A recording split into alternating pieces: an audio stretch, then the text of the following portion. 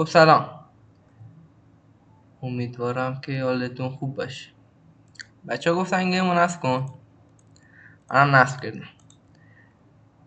چه اروری برخوردیم به این ارور؟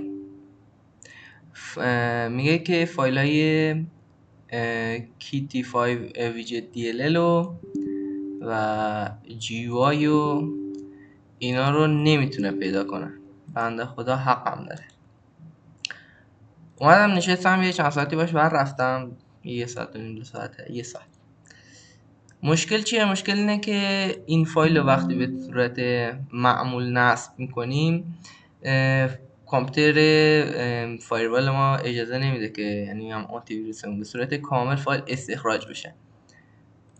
برای همین بهتره که به صورت معمول که اینو بزنید و این استال بزنید نصب نکنید. خب ما هم چیکار کنیم؟ اول این فایل رو پاک کنیم. شما اول بیا که 7 zip org رو دانلود کن. دانلود که کردی میای اینجا، اول توی منو سرچش میکنیم و از قسمت تولز آپشن 7 zip اینجا میای تیک آیکون کانتکست منو رو میزنی که وقتی راست کلیک میکنی توی منو ظاهر بشه. وقتی این تنظیمات رو انجام دادی، این فایل پاک کنم، میای اینجا و 7 zip رو میزنی، اکسترکت هرش میکنی. خب کامل شد. یه وارنینگ هم داد ولی مهم. اول اینجا یه نیوز بزنم،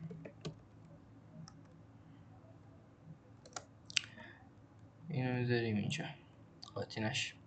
خب ما الان میبینیم که وقتی که لانچر رو باز میکنیم و بوم باز شد، به همین سادگی. و حالا تا اینجا اومدین یه تبلیغی هم برای کارکستمون بکنیم. فروش سرورهای ویتوریه، اگه خواستین میتونید که از اینجا استفاده کنید. خیلی خوب، شو بخیر.